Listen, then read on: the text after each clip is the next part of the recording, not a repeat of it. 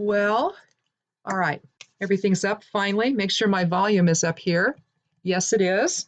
All right. Well, good morning, everyone. I'm Jan Erickson from Stepping Aside, and welcome to Somewhat Daily Tarot and Rune for the 25th day of April, 2019. Well, 25 reduces to 7, so it's a 7 energy today. So we're going to balance ourselves today a little bit, hopefully. Strike a balance between spirit and ego, between dark and light. It's the number for divinity and magic, witchcraft. I used to wake up at 3:13 every morning. And it wasn't that I was waking up, it was like something was pulling me awake. And this went on for, I don't even know. I just asked my husband about it again yesterday if he could remember, but I'm thinking it was at least for 5 years. And it would have been better if it were for 7, I think, but because numerologically, 313 reduces to 7. Well, there goes a card. Let's see what it is. I'm feeling burdened. The Ten of Wands. Anyway, but it reduces to 7, and so it's like wake up, witch, wake up.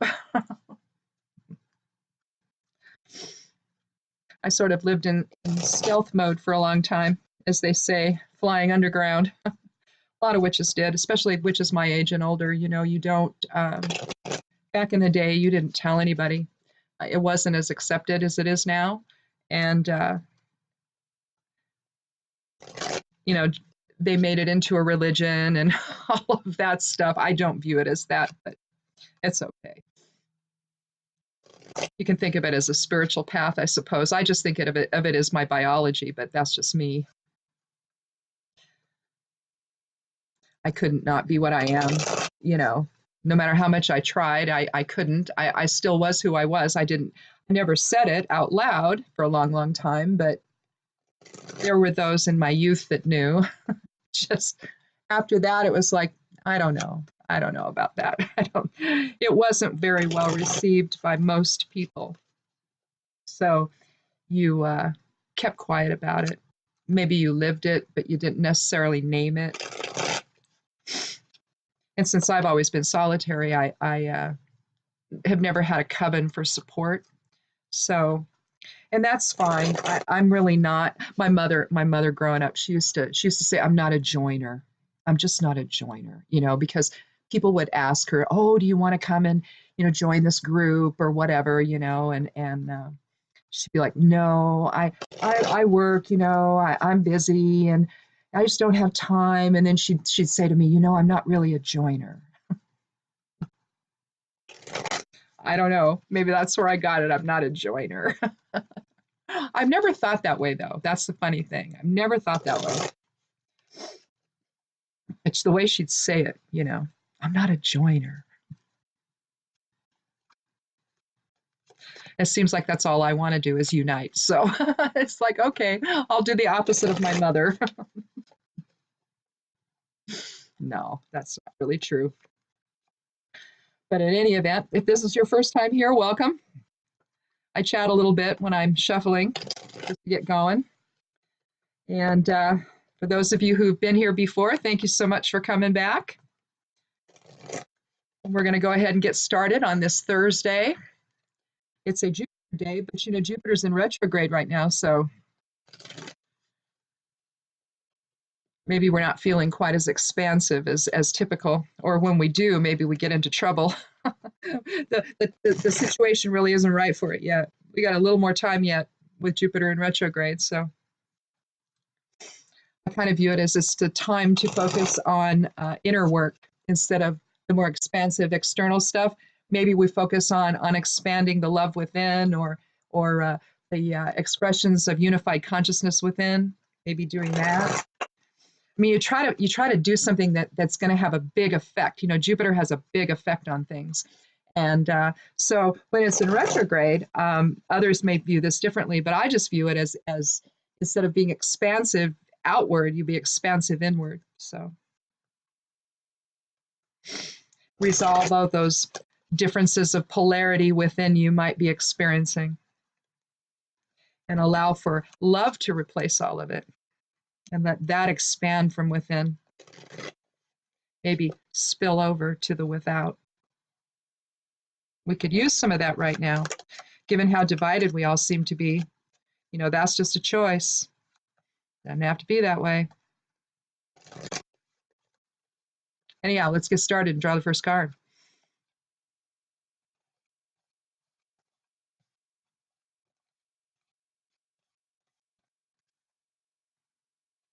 Well, we have the Knight of Swords. So here we see movement. Well, we see a youthful guy, only older than the page. The page is going to be the youngest, and then the knight has pretty much already done the studies and prepared. You know, he's prepared. He's out there trying to, on his Grail quest, trying to, you know, either protect people or establish his future. But here, when it's termed the knight instead of the prince, in some decks it's termed the prince.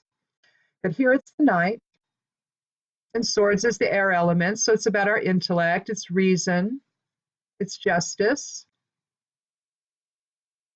Here we see swift movement. Now, the visor's not down, so I'm not sure that there's really a battle necessarily going on. He seems pretty eager, though, doesn't he?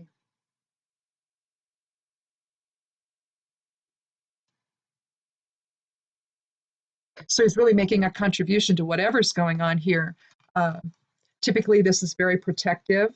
When you look at court cards, you're looking at they're kind of a dual. They have a dual nature to them, I guess you can say. They depict the individual on the card. So, you know, like with the page or the princess, you're looking at a youthful person, usually, or a messenger or something, a student. The knight takes us to another level of age. So maybe someone, oh, I don't know, maybe in their 20s, maybe, where they're going out and they're making their mark on the world. So they've completed college maybe, or what have you, but they're going out there and they're trying to establish their way. The queens, of course, are older women in authority. And then, of course, the qualities therein.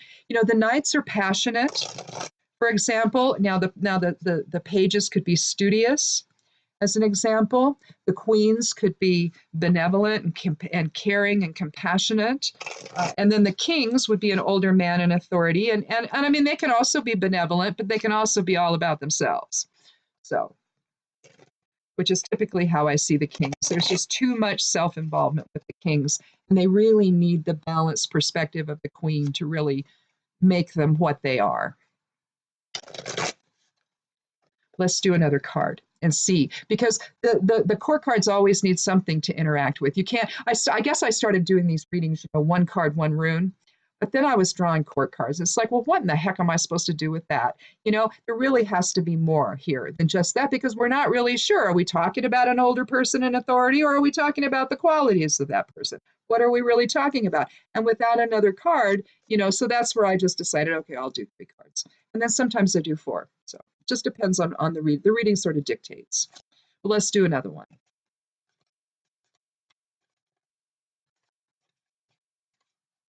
And I draw the 13th card. 13 figures prominently in my life. It's just my process. You don't have to do it. Well, we have the moon. And you're talking the 18th card of the major arcana. And you're talking about, so that's a 9 energy. So you're looking at completion. But the moon is about regeneration and rebirth. It's also about mystery. It's about deception. It uses the traditional doorway effect of the 2 pillars. Sometimes we see it as 2 trees. But you see either the stream filling the pond below, coming down from the mountain, or it's a pathway. You see the lobster coming out of the water. That's regeneration and rebirth. You see dark and light represented. You see a moon that's not quite happy, that's radiating down at the dogs that are barking at it, looking down quite sternly. The moon's about deception. and about illusion and cycles and the path we take and the balance between dark and light within. We could have a little bit of, maybe the night is responding to some deception.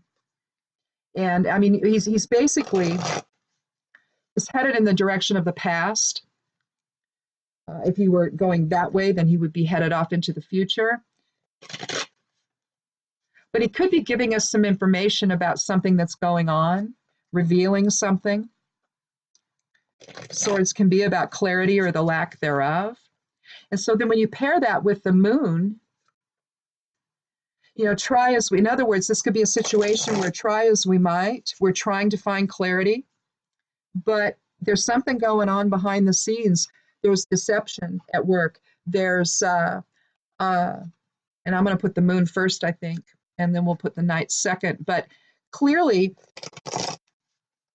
he's trying to clean up something about the past. We've been thinking we've been under an illusion. Okay, and this is where I was hoping something would relate to the last 3 days.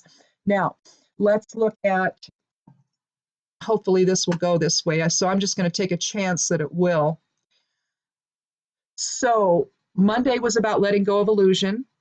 We're living under an illusion, and it's like very clear, very stark difference between, what was it? Let me set the cards down here, between the 10 of Cups, and then, because that's happiness, right? Fulfillment, emotional fulfillment. And then we got the 10 of Swords and the 5 of Pentacles and the 9 of Swords. So, and also I was, and 22 was the master number for the cosmic builder, basically. What are we going to manifest? It was also in any event. And then Tuesday, so basically we decided on Monday that maybe we were living under an illusion, and we're figuring it out now, that maybe we were duped or something. Little too much focus on ego. The next day, though, we started with the 4 of Wands, so another celebration, balanced energy exchange. So we've moved out of that feeling of, being duped or conned by somebody, and trying to figure all of that out. And we're moving into a better spot with balanced energy exchange, needing that's the solution to this whole thing, that we've sort of been conned into believing that there's a problem when maybe there isn't.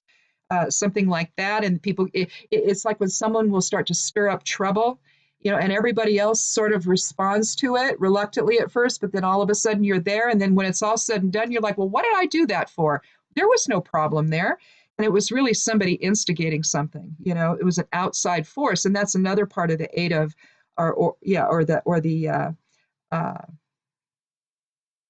the 8 of Swords, which was yesterday, and the Page of Swords and the Wheel. And so here on yesterday, we were bound up by our own thought processes, but then we had a new, like something new came into play, some new perspective came into play, which gives us a chance, and to also understand that some of this is just about cycles. And if we sit and we react to every little thing, then we can become overwhelmed by things that just pass. And that was what came into my head yesterday, was this too shall pass, But at the same time, you don't want something to pass and not find a remedy or a solution either. And I also suggested that, we might not get this all done in a week's time, this whole transition that we're going through, this new perspective maybe that's needed. But here, as we're trying to figure all this stuff out, we've learned some things. We learned some things over the course of last year, which was an 11 year. It was a year of illumination. This is a 3 year. So you're looking at how are we going to manifest what it is we learned. April is a month for doing all of that, bringing projects into, either bringing something to fruition or getting it really going, or starting something new. But the idea, it's catalytic in nature, and so the idea is to break through whatever the illusion that we've been living under. And clearly we're beginning this with the moon here. The night is going back and saying, look, we're not going to accept this anymore. We're not going to accept this illusion that we're living under. We're not going to accept this polarity, this division between us, because that's another issue you see here in the moon. When you're looking at dark and light, you see the lobster coming up almost even between them. And that's basically what we're saying. We're talking about the rebirth of our polarity, and the polarity isn't just what's going on within us, but it's seeing everyone as the other. That's another form of polarity. And what the Knight is suggesting is no, no, no, we're not going to go back to that.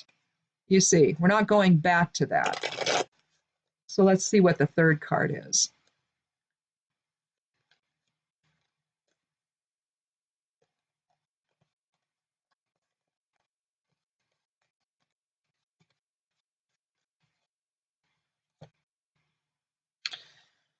Yep. Six of Cups, shared abundance. This is just one of the most beautiful cards. It evokes pleasure. It evokes unity. It evokes love. It evokes a sense of connectedness with others. You see the white flower, the purity, symbolized by the white flower in each of the six chalices. And she's handing this off. I've always interpreted this as to be children because it just looks like it. But I don't know. This woman here that she's handing the chalice to could be a little old lady for all I know. But it just always reminds me of kids and how innocent and pure children are. But it could just be it's a woman who's quite a bit taller than the other lady. But it, to me, it's the innocence of the childlike innocence of the source within, where you see everything as beauty and love, and you feel the connectedness with everything because you are connected to everything. Six is about higher self energies and about that level of harmony and balance. And how you feel that within, and then you want to extend it without. Yeah, it's so we've got 9 and 6 is 15. So again, 6, we're staying with the higher self vibrations here. I think that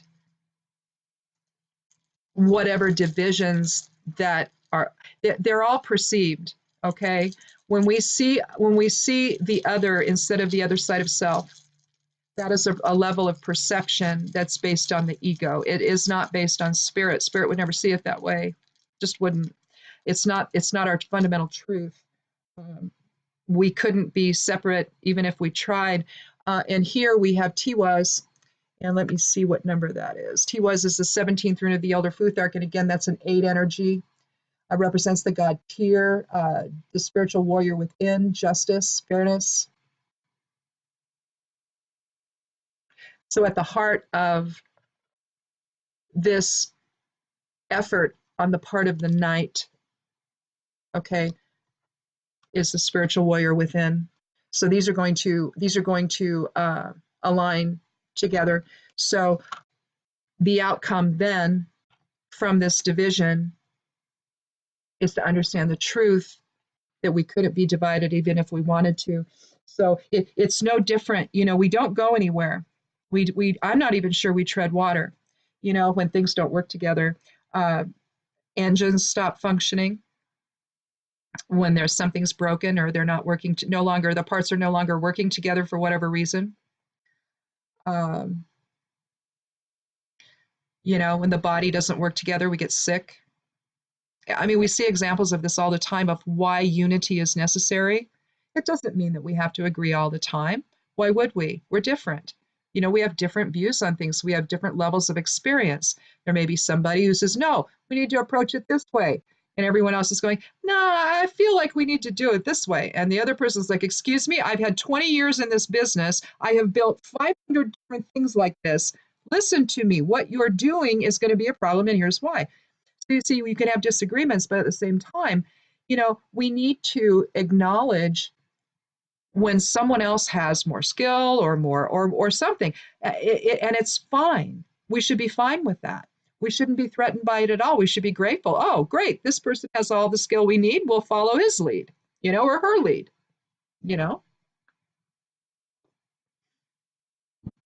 But at the same time, I think that this definitely is a progression this week,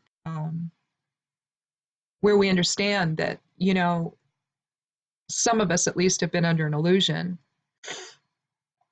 If this is about what's going on in our country, if it isn't, and it's simply about something that's going on in your own personal life, you could be struggling with that, where maybe you've thought something is a certain way and it's not, or maybe you've just got so much coming in on you and you're having a very difficult time managing all of it, and you have to just kind of step back, like in the Eight of Swords. You just step back and you give yourself a moment to find your still point, to call back all of your energy, and let all of the connections to everything dissolve.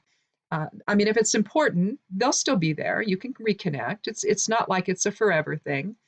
But sometimes you need a timeout just to get back away from the chaos, even if it's just the chaos of your own thoughts. You could be like me, who has to examine everything, every aspect of something to the nth degree before I can move on. I have to know about the whole thing. So it's why I don't do reversals in tarot or in runes or in any divination method, because why? You're looking at all of the aspects of that card. Why would you think about it as only positive or negative? Why would you do that? So you should be looking at the whole thing, is how I see it anyway. So that's why I don't do reversals. I just don't. I just include that in the discussion of the cards and of the runes. I think that we can go forward in an integrated fashion in the way we think about things, instead of in the us versus them mindset that many people are in. I realize that sort of happens when you deal with an issues of polarity. Well, we were given that ridiculous gift, but at the end of the day, it's an illusion. Polarity is an illusion. We are only spirit. We are the creator manifested into form. That is all we are. We can take many forms and we can, play this out any way we want to. But in truth, there is no real polarity. The only polarity is illusory. And it has to do with when we venture out as the creator into manifested form. Then you have that. Thank you. I don't know why we needed that. But maybe it's just the process of realization of who we really are. I don't know. But it just seems like it's a sloppy way of doing things. Anyhow. Well, I guess that's it. I don't know if I did the Capricorn moon magic. I think that I have to do another one here, maybe today or tomorrow. Maybe it's today, for tomorrow, maybe. So that'll be up on the blog if you want to check that out. But yeah, I think that this has been a week where it's really progressed, and I wonder if this is going to be a trend. I mean, it doesn't always seem to. Sometimes things are really, disparate throughout the week, but I don't know. I saw on Monday and Tuesday things seemed to connect, and yesterday they did too. And I think here again, this is about standing in our own power and saying, hey, you know what? We're not going to permit this division anymore. That we have to come back together in shared abundance and the shared experience that truly reflects what all of this is, because that's what this is. This is a shared experience, whether we want to admit it or not. How can it not be? If everyone is an aspect of the creator, if everybody is a coordinate point of that type of light manifested into form, it's the same light. Shared. So anyhow. Well, cool. Listen, I won't be back until Monday. So, have a wonderful weekend. Get out in the garden if you can, get out in the yard, take a walk. The weather should hopefully be getting better. Hopefully there's no more snowstorms coming our way. We did our 4 mile today and it was it's wonderful, to get out there and everything is growing and the sounds of spring are everywhere. The birds are everywhere. I have actually in one of the hawthorn trees over here, I have this massive nest that was built. And I knew it was either a raven or one of the larger birds, like a magpie maybe. Well, walked over there to take a picture of it because it's really big. And a magpie flew out. So it was definitely a magpie. And I saw in the backyard, looking out the bedroom window one morning, I get up in the morning and I'll just sit there on the bed and I'll look out the window and watch the birds. It's just something I do every morning. I watch, just take a couple minutes, just to wake up and watch the birds outside. And I was watching this magpie carrying, I mean, twigs this long, and he's dropping them, but he'd go right back and get it. And I knew it was flying over here in the backyard. And my husband, when we got back home this morning from the walk, he says, "Have you seen the big nest? Did you see it in the backyard?" And I'm like, "No." And sure enough, it's the same kind of nest. So I know it's a magpie nest, but it's it's in a it's in a flowering crabapple. The thing is massive. I mean, it's literally massive, and it's up, and it's just in just if you could find like a fork in the tree up above there, and what they've done is they've made this massive nest spanning I don't even know how many branches, and that's what they did over on the hawthorn tree, on one of the hawthorn trees, and that's the first one we noticed, and we just weren't sure, whose nest it was. Well, now we know these are magpie nests, and I've never seen them before. This is the first year, and I'm going to have to go check, but it appears that the geese are also back and they're nesting, so that's very cool. But then we have ponds, but they used to nest on the dock, and then we changed our cable provider to DirecTV, and so they had to put the little satellite dish over by that dock, and so they didn't nest there last year. I'm not even sure they were on the property last year, but they're back and they found another spot. So I'm hoping that they're there. We were walking around though, and I don't know. But they walk around together. The pairs do out on the pasture and out in the yard, and they're so stately when they do it. It's just the coolest thing. So I really hope they're back. I missed them so much last year, seeing the goslings in the pond and everything. It's so special. It really is. We moved here in 1981, and this place is the most special place I've ever been. So I love it here. And in fact, a week from Sunday, we get our bees this Sunday. And if you were here yesterday, you saw me take a phone call. The only reason I did that is I recognized the phone number, and it was the bee people. And so my packages are going to be here on Sunday. So we'll get to install some bees into the hives here on Sunday. But then the following Sunday, you see, is my 40th wedding anniversary. So, and then the next Sunday is Mother's Day. But we're looking forward to the 40th, and so that's pretty cool. Anyhow, so that's what's coming up for me. But this weekend, I'm going to be out in the garden, and I'm hopefully going to make stellar progress on the medicinal garden, because I never finish it each year, and the thing is huge. So, and that's where I get my stuff for my medicines. So, anyhow, I guess that's it then. So thank you so much for coming by. Check out the blog, and be good to yourself, be good to one another. We'll see you on Monday. Blessed be.